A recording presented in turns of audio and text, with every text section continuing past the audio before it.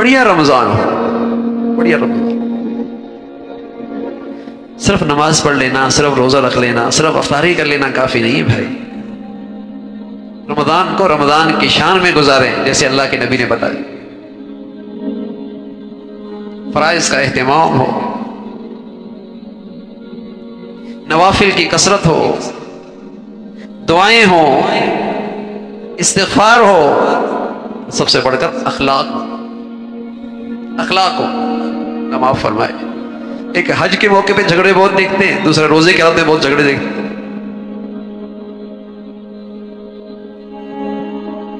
غصے پہ قابو نہیں ہوتا.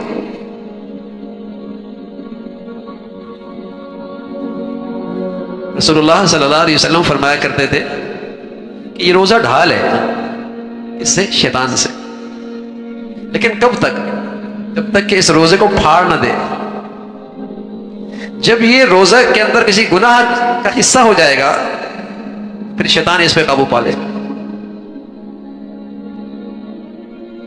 اگرچہ شیطان اس رمضان سے پہلے قید ہو جاتے ہیں، لیکن آپ دیکھتے ہیں نا، سورج غروب، سورج ہٹ بھی جائے تو اس کی تپش تو ہوتی ہے نا، بیماری ختم بھی ہو جائے اس کی کمزوری تو ہوتی ہے نا،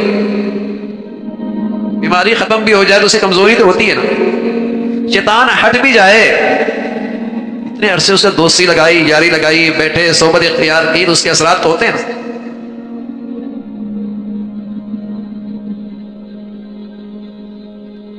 اس کے اثرات ہوتے ہیں.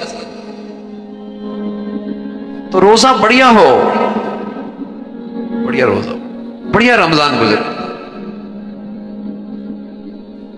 بس اوقات عبادات ہو رہی ہوتی،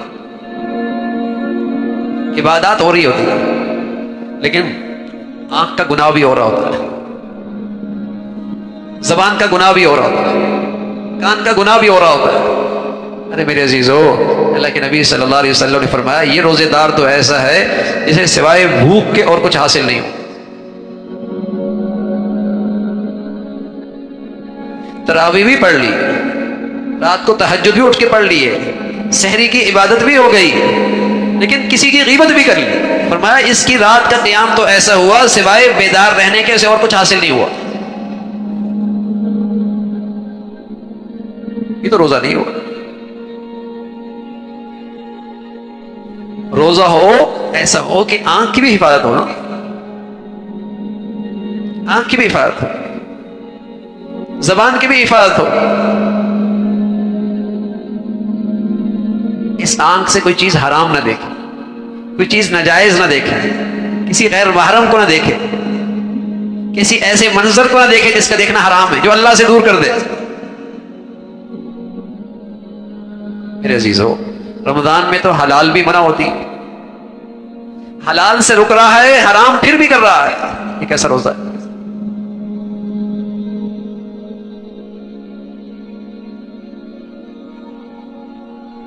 حلال نہیں کھا رہا لیکن حرام کما رہا ہے.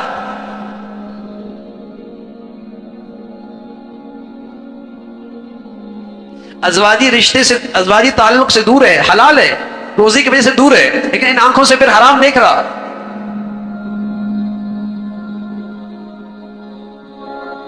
سوائے بھوکے رہنے کے کچھ حاصل نہیں. روزہ تو ہو جہاں کھانے پینے سے روزہ ہے نا میرے عزیزو، وہاں میری آنکھ بھی روزہ رکھے نا، حرام نہ دیکھے. آپ علیہ الصلوۃ والسلام فرمایا کرتے تھے بد نظری، بد نگاہی شیطان کے زہریلے تیروں میں سے ایک تیر ہے،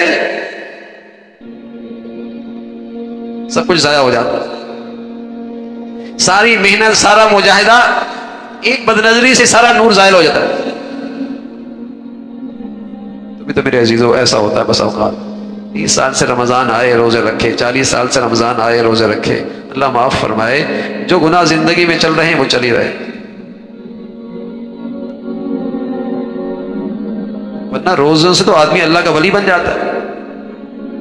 فرمایا اللہ کا ولی کون ہوتا ہے؟ الا ان اولیاء اللہ الذین آمنوا وکانوا یتقون. اللہ کا ولی وہ ہوتا ہے جو ایمان کے بعد تقوی اختیار کرتا ہے. اور فرمایا روزہ کیوں آیا؟ لعلکم تتقون، تاکہ تم تک متقی بن جاؤ. تو رمضان تو ولایت دینے کے لیے آتا ہے، رمضان میں جو آدمی اللہ کا ولی بن جاتا ہے.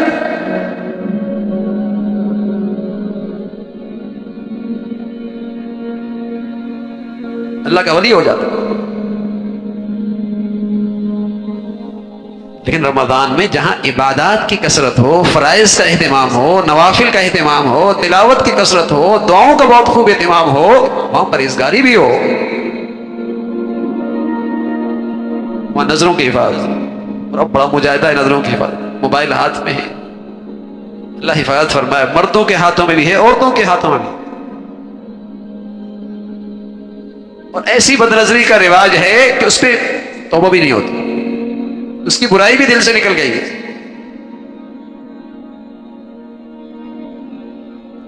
لیکن میرے عزیزو، رمضان آئے گا، گزر جائے گا، آئے گا اور گزر جائے گا، لیکن بعد میں حسرت ہی رہ جائے گی، حسرت ہی رہ جائے گی۔ تو رمضان بڑھیا ہو تو میری نظروں کا مجاہدہ بھی ہو، اس سے حرام نہیں دیکھنا، زبان سے جھوٹ نہیں بولنا، غیبت نہیں کرنی، کسی کو طنز نہیں دینا، طنز نہیں کرنا، برائی نہیں کرنی۔ اب علیہ الصلوۃ والسلام سے پوچھا کہ یا رسول اللہ غیبت ہے کیا؟ فرمایا اس کے سامنے کہا جائے تو اسے ناگوار گزرے، وہی بات پیٹھ پیچھے کہی جائے، جو بات اسے سامنے ناگوار گزرے وہ اس کے پیٹھ پیچھے کہی جائے۔ یا رسول اللہ اگر اس کے اندر وہ برائی ہو تو؟ فرمایا برائی ہو تبھی تو غیبت ہے، نہ ہو تو بہتان ہے۔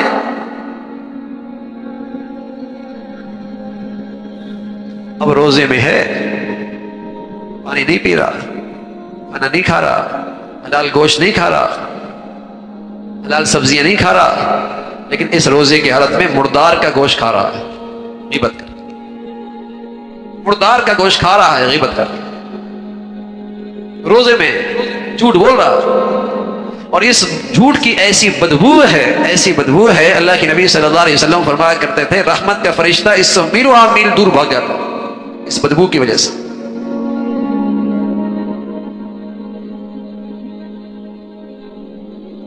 تو آنکھ کا بھی روزہ ہو، اس کا بھی مشق کی جائے، زبان احتیاط سے استعمال کی جائے، کان غیبت سنے نہیں، کوئی برائی سنے نہیں، اس کان کی بھی حفاظت ہو، اور سب سے بڑھ کر میرے عزیزو روزہ حلال رکھا، فرض رکھا، افطاری حرام سے کی، سحری حرام سے کی،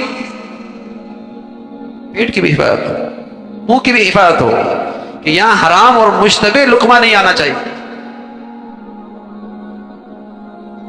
حرام اور مشتبہ لقمہ نہیں۔ بہت سارے خوش نصیب لوگ ہیں جن کی آمدنی ہے ہی حلال،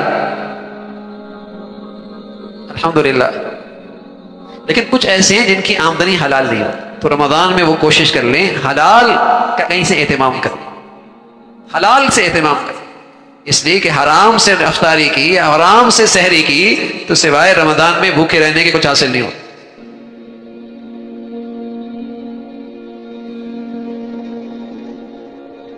آنکھ کی حفاظت ہو، کان کی حفاظت ہو، زبان کی حفاظت ہو، پیٹ کی حفاظت ہو، حلال کھائے، بڑھیا عبادات کے ساتھ یہ پرہیزگاری بھی ہو، لیکن ساتھ ساتھ بھائی اپنی دعا سحری کی ہو، افطاری کی ہو، نمازوں کی بات کی ہو، چلتے پھرتے دعا، موقع ملے اللہ سے یہ دعا بھی کیا کریں، اللہ تو قبول بھی فرما دے، اللہ کے ہاں قبولیت کی التجا بھی کرتا رہے، قبولیت کی التجا بھی کرے، بڑی سے بڑی نیکی کی توفیق ملے،